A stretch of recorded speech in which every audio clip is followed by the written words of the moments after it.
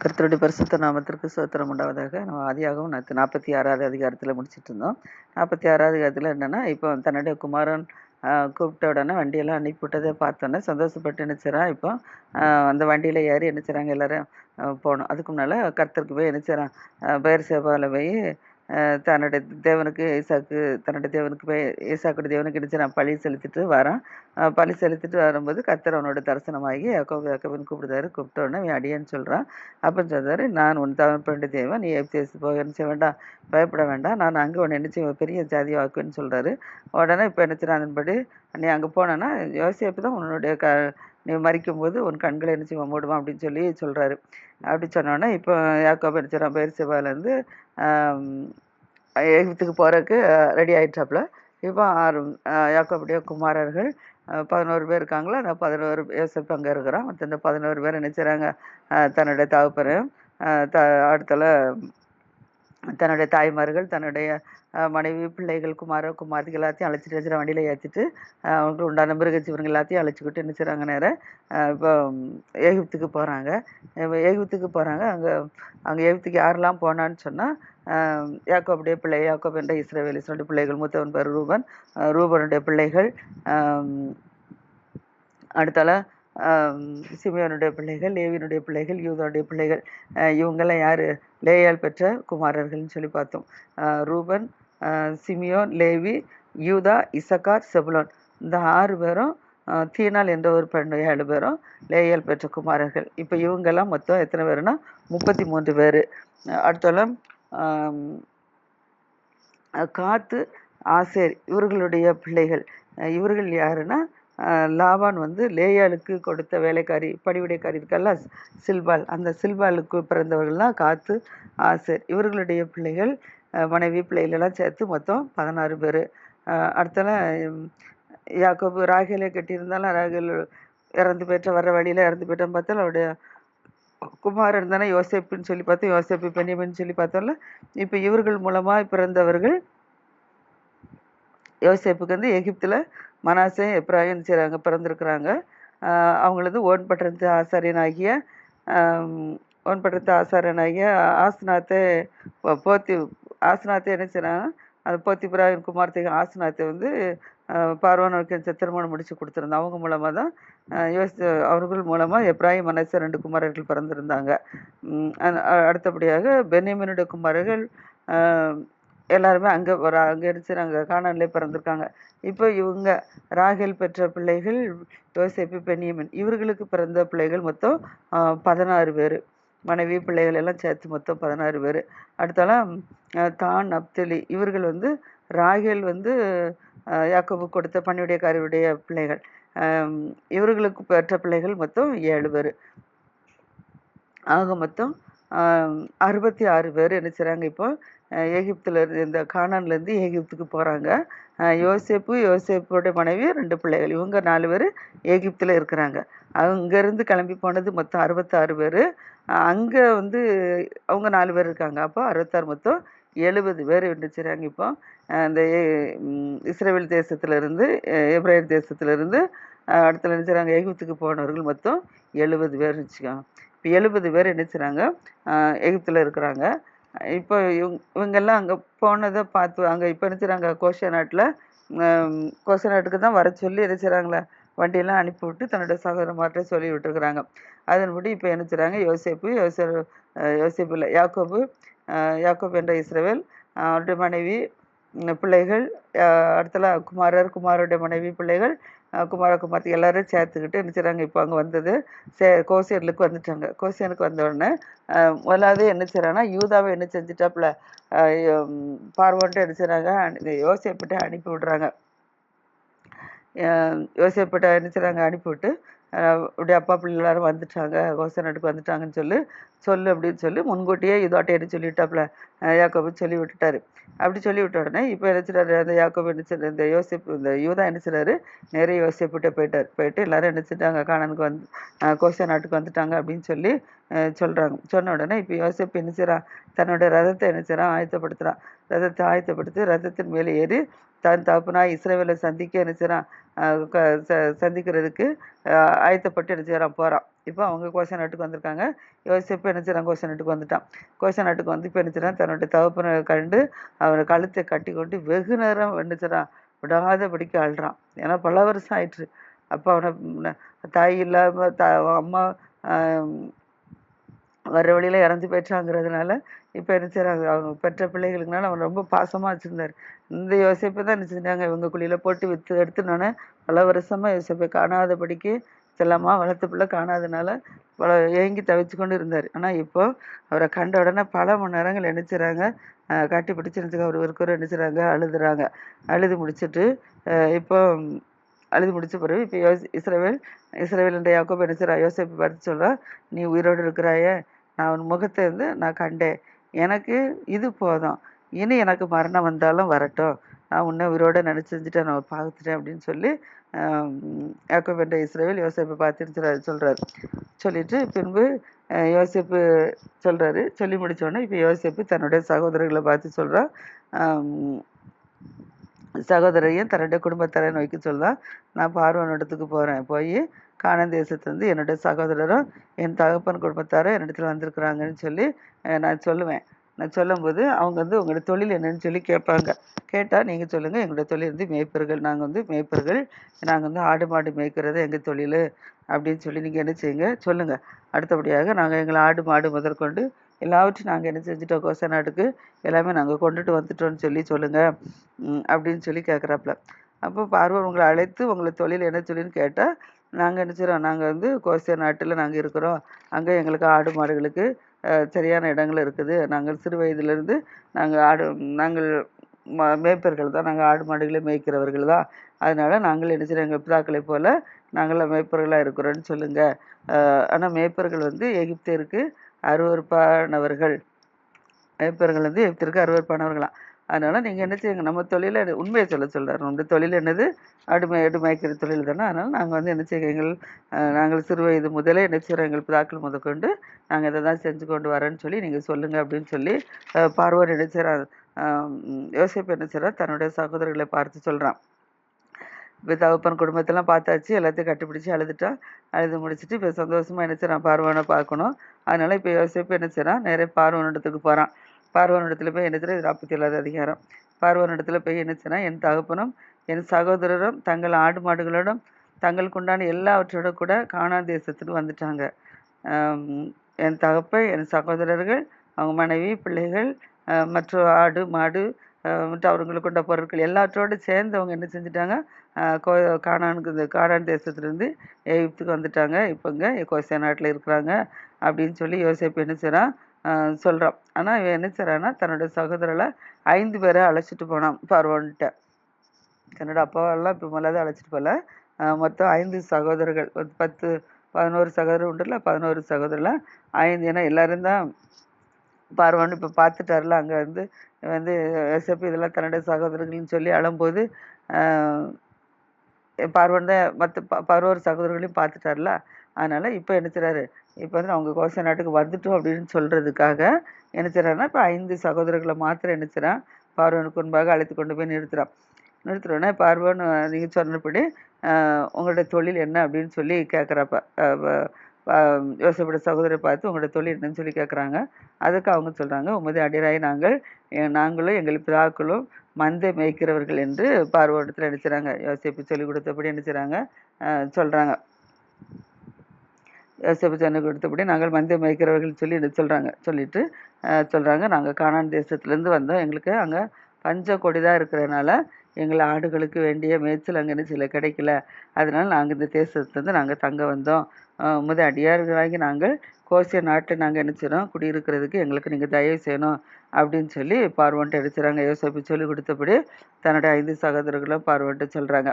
அது சொன்னோன்னே இப்போ பார்வோன் என்ன செய்தோம், பார்வோன் யோசேப்பை நோக்கி, உன் தகப்பனும் உன் சகோதரன் உன்னிடத்தில் வந்திருக்கிறாங்கல்ல, அவங்களுக்கு என்ன செய்கிறாங்க, எகிப்து தேசம் உனக்கு முன்பாக இருக்கிறது, அதனால் நீ என்ன செய்ய, தேசத்தில் ஒரு நல்ல இடத்துல என்ன செய்ய, உன் தகப்பனையும் உன் சகோதரையும் நீ என்ன செய்ய, குடியேறும்படி செய், தேச உனக்கு ஒன்பா இருக்கிறனால தேச நல்ல இடத்துல தகப்பனும் சகோதரி குடியுரிமை செய்ய அவர்கள் கோசே நாட்டில் எடுத்துலாம் குடியிருக்கலாங்கிறாங்க. ஏன்னா அவங்க வந்து நாங்கள் கோசே நாட்டில் இருக்கிறேன்னு சொல்கிறாங்களா.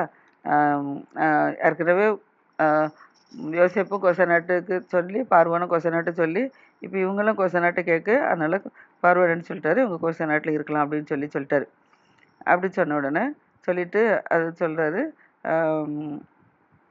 இப்போது உன்னுடைய அவங்க வந்து கோசை நாட்டில் இருக்குன்னு சொல்லி தயவை கேட்டுப்படி அதுக்கு இடம் கொடுத்தாச்சு. அடுத்தபடியாக இப்போ உன்னுடைய சகோதரர்கள் என்ன செய்கிறாங்க, தேசம்லாம் உனக்கு முன்பாக இருக்கிறனால அவங்க கோசை நாட்டை இருக்கலாம்னு சொல்லிட்டு அவர்களுக்குள்ள யாரெல்லாம் திறமை உள்ளவர்களாக இருக்கிறாங்களோ திறமை உள்ளவனுடைய சகோதரர்களை கொண்டு என்னுடைய ஆடு மாடுகளையும் விசாரிக்கிறதுக்கு அவர்களை நினைச்சலாம் தலைவராக ஏற்படுத்தலாம் அப்படின்னு சொல்லி பார்வோன் யோசிப்பிட்ட சொல்கிறாரு. அடுத்தபடியாக இப்போ 5 சகோதரர்களை கூட்டி கொண்டு காட்டியாச்சு, எல்லாமே எங்கே தங்கலாங்கிறதெல்லாம் சொல்லியாச்சு. அதுக்கப்புறம் இப்போ யோசிப்பு என்ன செய்கிறான், தன் தகப்பனாயி யாக்கோபை என்ன செய்கிறான், பார்வான்ட்டு அழைச்சி கொண்டு வரான். முதலாவது நாங்கள் எங்கே தங்கணும் வைக்கணும்னு சொல்கிறதுக்கு இங்கே இடத்துக்கு அப்பா கொண்டு அழைக்க வேண்டாம், வயசானவரை கொண்டு அழைக்க வேண்டாம்னு சொல்லிட்டு தன்னோட சகோதரர்களை மாத்திரம் என்ன செஞ்சான், கூட்டிகிட்டு வந்தான். சகோதரர்களே எல்லா சகோதரர்களும் 5 சகோதரர் தான் கூட்டிகிட்டு வந்தாப்புல. இப்போ அங்கே இருக்கலாம்னு சொல்லி சொன்ன பிறகு இப்போ தான் என்ன செய்கிறாங்க, யாக்கோபு தன்னுடைய யோசேப்பு தன்னுடைய தகப்பன் யாக்கோபு என்ன செய்கிறான், பார்வனுக்கு முன்பாக என்ன செய்கிறான், அழைத்து கொண்டு வரான். பார்வனுக்கு முன்பாக நிறுத்தினோடனே இப்போ யாக்கோபு என்ன செய்கிறான், பார்வனை என்ன செய்கிறான், ஆசீர்வதிக்கிறான். ஏன்னா வயதானவர், 2வது கர்த்தருடைய பிள்ளை, 3வது தன்னுடைய மகனுக்கு அடைக்கலம் கொடுத்து அதிகாரியாக ஆக்கி வச்சிருக்காரு. இதெல்லாம் அறிஞ்சு யாக்கோபு என்ன செய்கிறாருன்னா இப்போ பார்வனை என்ன செய்கிறாரு, ஆசீர்வதிக்கிறாரு. யாக்கோபு பார்வனை ஆசீர்வதித்து முடித்த பிறகு பார்வன் வந்து யாக்கோபை நோக்கி கேட்குறான், உமக்கு வயது என்ன அப்படின்னு சொல்லி கேட்குறான். ஏன்னா வயசாகிடுச்சுல, வயசானவர்களால உமக்கு வயது என்ன அப்படின்னு சொல்லி கேட்குறான். அதுக்கு யாக்கோபு சொல்கிறான், நான் பரதேசியாய் சஞ்சரித்த நாட்கள் 130 வருஷம். நான் பரதேசியாக 130 வருஷம் வாழ்ந்து வந்தேன். என் ஆயுசு நாட்கள் கொஞ்சமும் சஞ்சலமாக இருக்கிறது. அவைகள் பரதேசியாக நான் சஞ்சரித்த என் பிதாக்களுடைய ஆயுசு நாட்களுக்கு வந்து எட்டலை. என்னுடைய பிதாக்களுடைய வயசுக்கு என்னுடைய நாட்கள், நான் பரதேசியாக சஞ்சரித்த நாட்கள் வந்து எட்டலாங்கிறார். ஏன் பரதேசியானா அவர் என்ன செய்கிறாரு, தன்னுடைய மாமா ஊரில் போய் என்ன செஞ்சார், அங்கே போய் 20 வருஷம் என்ன செஞ்சார், பரதேசியாக தங்கியிருந்தார். அடுத்தபடியாக தன்னுடைய சகோதரனுக்கு பயந்து அந்த இடத்துல என்ன செய்கிறாரு, அங்கே வந்து இருந்தார். அதுக்கப்புறம் அடுத்தபடியாக இப்போ என்ன செய்கிறாரு, எகிப்துக்கு என்ன செய்கிறாரு, தன்னுடைய தேசத்தை விட்டுட்டு இப்போ இங்கே வந்திருக்கிறாரு. அதனால் அவர் என்ன செய்தார், நான் பரதேசியாக தஞ்சரித்த நாட்கள் எனக்கு 130 வருஷம் அப்படின்னு சொல்லி சொல்கிறார். அதனால் என் ஆயுசு நாட்கள் கொஞ்சம் சஞ்சலமாக இருக்குது அப்படின்னு சொல்லி சொல்கிறார். சொல்லிட்டு பிதாக்களுடைய ஆயுசு நாட்கள் எட்டலை அப்படின்னு சொல்லி சொன்னோடனே இப்போது பார்வோன் யாக்கோபு வச்சு தான் இப்போ பார்வோனை திரும்பவும் ஆசீர்வதிக்கிறான். முதலாவது ஆசீர்வதிக்கிறாப்புல. இப்போ 2வது இருப்பு யாக்கோபு பார்வோனை நினைச்சிடான், ஆசீர்வதிச்சுட்டு அடுத்தல நினைச்சிடான், பார்வோனை விட்டு பார்வோனுடைய சமூகத்தை விட்டு நினைச்சிறாரு. தனக்கு கொடுக்கப்பட்டதுனா ராமதேஸ் என்ற இடத்த என்ன செய்கிறாரு, ராமசேஸ் என்ற இடத்துல கோசேன் நாட்டில் ராமசேஸ் என்ற இடம், இதுக்கு என்ன செய்கிறாங்க வர்றாப்புல. பார்வன் கட்டளையிட்டபடியே யோசிப்பு என்ன செய்கிறான், தன்னுடைய தகப்பனாருக்கும் தன்னுடைய சகோதரருக்கும் எகிப்து தேசத்தில் நல்ல நாடாகி அந்த ராமசேஸ் நாட்டில் அவங்களுக்கு சுதந்திரம் கொடுத்து அவர்கள் என்ன செய்கிறான், அங்கே குடியேற்றி வச்சுட்டான். குடியேற்றி வச்சது மட்டுமில்லை, யோசிப்பு தன்னுடைய தகப்பனுக்கும் தன்னுடைய சகோதரர்களுக்கும் தன் தகப்பனுடைய குடும்பத்தார் அனைவருக்கும், அந்த தகப்பனுடைய குடும்பத்தாரெலாம் வந்திருக்காங்களோ அவங்க எல்லாத்துக்கும், தாயோட குடும்பத்தார் இங்கே வரல, அவங்களாம் அங்கே செழிப்பாக இருக்கிறாங்க, அவங்க வரல. இப்போ தன்னுடைய சகோதரோட தன்னோட அப்பாவுடைய குடும்பம் தான் என்ன செஞ்சு, இவங்களுடைய ஏசா குடும்பம் தான் அப்பா குடும்பங்கள், இவங்க எல்லாரும் நினச்சிட்டு பஞ்சத்தில் வாடினதுனால இவங்க எல்லாருமே சேர்ந்து நினச்சிட்டு வந்திருக்கிறாங்க. அதனால் தன்னுடைய தகப்பனுடைய குடும்பம் எல்லாத்தையும் சேர்த்து என்ன செய்யறாங்கன்னா அவங்களுக்கு நல்லா அவங்க குடும்பம் அவரவர் குடும்பத்துக்கு தகுந்தாலும் ஆகாரம் கொடுத்து அவங்களை என்ன செய்யறான், ஆதரித்து வந்திருக்கிறான். இவன் பஞ்சம் என்ன செய்யுது, மிகவும் கொடிதாக இருக்குது. ஏன்னா 2 வருஷம் தான் பஞ்சம் பிடிச்சிருக்கு, மொத்தம் 7 வருஷம் பஞ்சம்ல. அதனால் பஞ்சம் மிகவும் என்னது கொடிதாக இருக்குது. அதனால் தேசம் அங்கே இப்போ என்ன செய்யல, ஆகாரம் கிடைக்கல. தேசம் அங்கே ஆகாரம் கிடைக்காமல் போயிட்டனால இப்போ எகிப்து தேசமும் கானான் தேசத்தும் பஞ்சத்தினால என்ன செய்கிறாங்க, வெளிந்து போயிட்டுருக்குறாங்க, பஞ்சத்தினால கஷ்டப்பட்டு கொண்டு இருக்கிறாங்க. அதனால் யோசிப்பு என்ன செய்கிறான், இப்போ எகிப்து தேசத்திலும் கானான் தேசத்திலும் உள்ள பணத்தையும் என்ன செய்கிறான், பணத்தை எல்லாம் தானியம் கொண்ட இடத்துல வாங்கிட்டான். அவங்க பணங்கள் எனக்கு பணம் கொடுத்தானே வாங்க முடியும். நம்ம எங்கே கடைக்கு போனோம்னா என்ன பொருள் வாங்கினா பணம் கொடுத்தா தானே வாங்க முடியும். அதே போல் என்ன செய்கிறாங்க, இப்போ எகிப்து தேசத்து மக்களும் கானான் தேசத்து மக்களும் தங்கிட்ட இருக்கிறதான பணங்களெல்லாம் என்ன செய்கிறாங்க, கொடுத்து ஆகாரங்களை வாங்கி முடிச்சிட்டாங்க. அப்போ இதெல்லாம் முடித்த உடனே இப்போ நிறைய யோசிப்பிட்டு வராங்க, வந்து என்ன சொல்கிறாங்கன்னா, எங்களுக்கு ஆகாரம் தரோம், எங்கிட்ட பணம் இல்லை. அதனால நாங்கள் எல்லாரும் என்ன செய்வோம், உங்க சமூகத்தில் நாங்கெல்லாம் சாகணுமா? எங்களுக்கு பணம் இருந்தா தான் நாங்க வாங்க முடியுமா? என்கிட்ட பணம் இல்ல. இப்ப நாங்க என்ன செய்ய முடியும்? நாங்க நம்முடைய சமுதாயத்துல நாங்கெல்லாம் சாகணுமா? அப்படின்னு சொல்லி கேட்குறாங்க. அதுக்கு யோசேப்பு சொல்றாரு, உங்களிடத்துல பணம் இல்ல அப்படின்னா, ஆடு மாடு இருக்குல்ல, உங்க ஆடு மாடுகள கொண்டு வாங்க. அதுக்கு பதிலா நான் உங்களுக்கு என்ன செய்றேன், நான் தானியம் கொடுக்குறேன் அப்படின்னு சொல்றான். அதன்படியாக எகிப்தில் உள்ளவர்களும், கானான் உள்ளவர்களும் என்ன செய்றாங்க, தங்களுடைய ஆடு மாடுகள் முதலானவைகளை என்ன செய்றாங்க, யோசேப்பினிடத்துல கொண்டு வராங்க. யோசேப்பினிடம் கொண்டு வந்து குடுக்குறாங்க. இப்ப யோசேப்பு அவங்களுடைய குதிரைகள், ஆடு, மாடு, கழுதைகள், ஒட்டகங்கள் எல்லாவற்றையும் வாங்கி கொண்டு அவர்களுக்கு அந்த ஒரு வருஷத்துக்கான என்ன செய்றான், ஆகாரங்களை என்ன செய்றான், தானியத்தை கொடுக்குறான். இப்ப அந்த வருடம் என்ன செஞ்சாங்க, எல்லாரும் அதை வாங்கி எடுத்து சாப்பிட்டு முடிச்சாச்சு.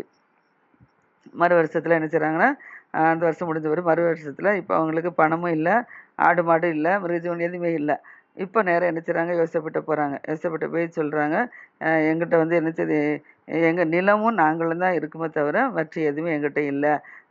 அதனால எங்களுக்கு மீதியானது எதுவுமே இல்லாதனால அ இது வந்து அ எங்கள் ஆண்டவனாய் உமக்கு இது தெரியாதது காரியம் இல்ல. அதனால நாங்களும் எங்கள் நிலங்களும் நாங்கள் உம்முடைய கண்களுக்கு முன்பாக நாங்க அழிஞ்சு போலாமா? அதனால எங்களையும் எங்க நிலங்களையும் வாங்கி கொண்டு எங்களுக்கு என்ன செய்யணும், நீங்க ஆகாரம் கொடுக்கணும் அப்படின்னு சொல்லி கேட்குறாங்க. அதனால நாங்களும் எங்கள் நிலங்களும் பார்வோனுக்கு நாங்க என்ன செய்வோம், ஆதீனமா இருப்போம் அப்படிங்கிறாங்க. பார்வோனுக்கு நாங்க ஆதீனமானா நாங்க அடிமையா இருப்போம். எங்க நிலமும் நிலம் முதற்கொண்டு நாங்க எல்லாமே என்ன செய்யுது, நாங்க பார்வோனுக்கு நாங்கள குடுத்துட்டோம். நாங்க பார்வோனுக்கு ஆதீனமா இருப்போம் அப்படின்னு சொல்றாங்க. அதனால நாங்கள் சாகாமல் உயிரோடு இருக்கிறதுக்கு எங்களுக்கு என்ன செய்றோம், இந்த நாங்கள் நாங்கள் சாகாமல் இருக்கவும், இந்த நிலங்கள் வந்து பாழாய் போகாமல் இருக்கிறதுக்கும் எங்களுக்கு என்ன செய்யும், விதத்தை அனைத்து தாரும் அப்படின்னு சொல்லி என்ன செய்றாங்க, கேட்குறாங்க. எல்லாமே பார்வோனுக்கு தான். நாங்க பாருங்க நாங்க அதிகமா இருக்கோம். ஆனா இது நிலம் சும்மா வேஸ்ட்டா போகக்கூடாதுல்ல. அதனால எங்களுக்கு விதத்தை அனைத்து தாரோம் அப்படின்னு சொல்லி கேட்குறாங்க. அப்படியே எகிப்தியர் என்ன செய்றாங்க, அவர்களும் தங்களுக்கு பஞ்சம் மேலிட்டு அப்படின்னால அவர்களும் வந்து என்ன செய்றாங்க, கானான் தேசத்தில் உள்ள மக்களைப் போல அவர்களும் தங்களின் நிலங்களெல்லாம் என்ன செய்றாங்க, பார்வோனுக்கு என்ன செய்றாங்க, குடுக்குறாங்க. அதன்படியாக இப்ப யோசேப்பு என்ன செஞ்சுட்டான், கானான் தேசத்தில் உள்ள இடங்கள், எகிப்தில் உள்ள இடங்கள், நிலங்கள் எல்லாவற்றையும் என்ன செய்றான், பார்வோன் வாங்கிட்டான். இப்ப ஜனங்கள் எல்லாருமே பார்வோனுக்கு அடிமையாயிட்டாங்க. எல்லாமே வித்தாச்சு. அதனால இப்ப என்ன செய்றாங்கன்னா, இப்போ எகிப்தின் ஒரு எல்லை முதல் மறு எல்லை வரைக்கும் உள்ள ஜனங்கள அந்தந்த பட்டணங்களில் என்ன செய்றான், குடிமரப்ப அந்தந்த பட்டணங்களில் நீங்க என்ன செய்யுங்க, இருங்க அப்படின்னு சொல்லி, நீங்க பஞ்சத்தினால் வாடிட்டீங்க, நாங்க எல்லா நிலங்கள் எல்லாம் தரோம். ஆனா நீங்க அந்தந்த பட்டணத்துல நீங்க என்ன செய்யுங்க, குடி போய் இருங்க அப்படின்னு சொல்றான். ஏன்னா கானான் தேசத்துல மக்கள் கானான் தேசத்துல, எகிப்துல உள்ள மக்கள் எகிப்துல, அவரவர் தேசத்துல அவரவர் குடியிருக்கிற வீட்டுல போய் நீங்க என்ன செய்யுங்க, நீங்க குடியிருங்க. நாங்க உங்களுக்கு நிலங்கள் எல்லாமே நாங்க பார்வோனுக்கு சொந்தமாயிடுச்சு. அதனால நாங்க என்ன செய்றோம், உங்களுக்கு ஜீவனம் பண்ணபடிக்கு நாங்க என்ன செய்றோம், உங்களுக்கு நாங்க தானியத்தை தாரோம், நீங்க விதைங்க அப்படின்னு சொல்றாரு. அந்த தானியத்துல 5ல் ஒரு பங்கு என்ன செய்யுது, பார்வோனுக்காக நீங்க என்ன செய்யணும், கொடுக்கணும். மற்ற 4 பங்கு வந்து வயலுக்கும் விதையாகவும் உங்கள் குடும்பத்துக்கும் என்ன செய்யும், உங்கள் குழந்தைகளுடைய குடும்பத்துக்கும் ஆகாரமா இருக்கட்டும் அப்படின்னு சொல்றான். 5ல் ஒரு பங்கு பார்வோனுக்கு கொடுக்கணும். 4 பங்கு விளையிறது, வயலுக்கு தானியெல்லாம் கொடுக்குறனால விதைக்கிறீர்கள், அந்த விளைகிறதுல 4ல் ஒரு பங்கு தானியலுக்கு பார்வோனுக்கு கொடுத்துட்டு 4 பங்கு அவங்க வயலுக்கு அடுத்தால விதைகள் வாங்குறதுக்கு, அடுத்தால அவங்க குடும்பத்துக்கு தேவைக்கெல்லாம் தேவை இருக்குல்ல, அதனால அதுக்கு நீங்கள் என்ன செஞ்சுக்காங்க, வச்சுக்காங்க அப்படின்னு சொல்றான்.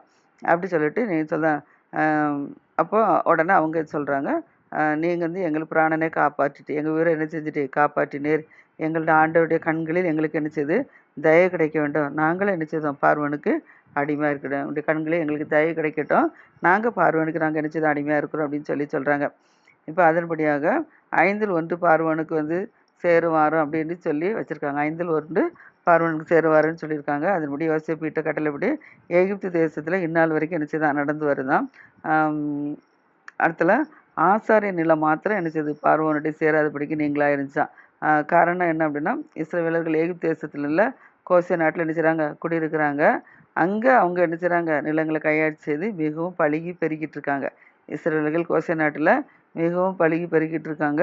ஆனா ஆசாரியர்களுக்கு பார்வோன் கொடுத்த இடம் என்பதனால், அவங்களுக்கு மானியமாக கொடுக்கப்பட்ட இடம் அப்படிங்கிறனால ஆசாரியருடைய நிலத்திலே என்ன செய்யல, நிலம் அவங்களுக்காக தான் இருக்குது. அதை யாருமே விற்கல, அது பார்வோன் வாங்கல.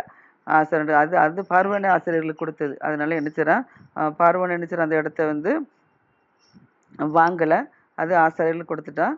அப்புறம் இஸ்ரவேலர்கள் என்ன செய்றாங்க, கோசே நாட்டுல என்ன செய்றாங்க, குடியிருக்கிறாங்க. அங்க குடியிருந்து என்ன செய்றாங்க, பலுகி பெருகி கொண்டிருக்கிறாங்க. இப்ப யாக்கோபு என்ன செய்றான், எகிப்து தேசத்துல 17 வருஷம் என்ன செய்றான், இருக்கிறான்.